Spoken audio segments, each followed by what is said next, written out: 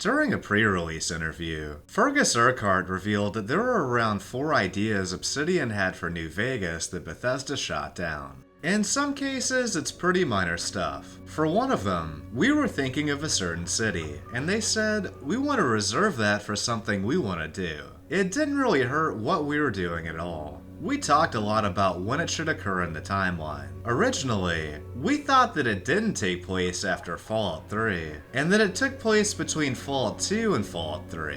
When Bethesda thinks about their worlds, they always want to be pressing forward, so every game just moves the timeline forward. That's one of the things they said no, and that's why it takes place years after Fallout 3.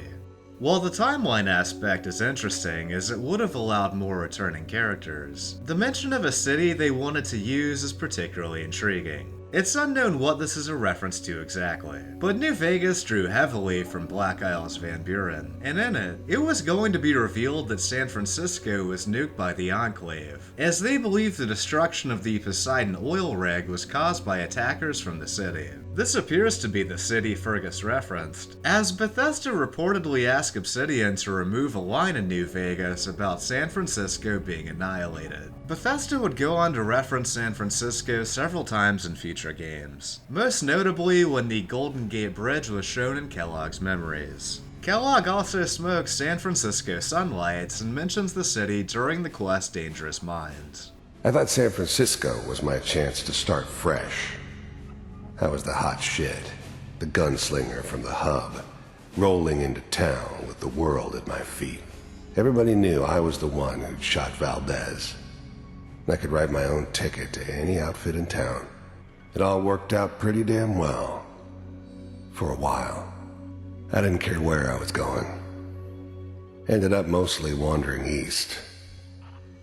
Getting as far away from San Francisco as I could, maybe. It's mentioned again in the Boston Bugle in a terminal entry. It was also referenced on a couple occasions in 76, most notably in an audio log. It's funny how things work out. Sometimes it seems like life's got a cruel sense of humor. And I came out here from San Fran to go to school at VTU. I thought this place was antiquated.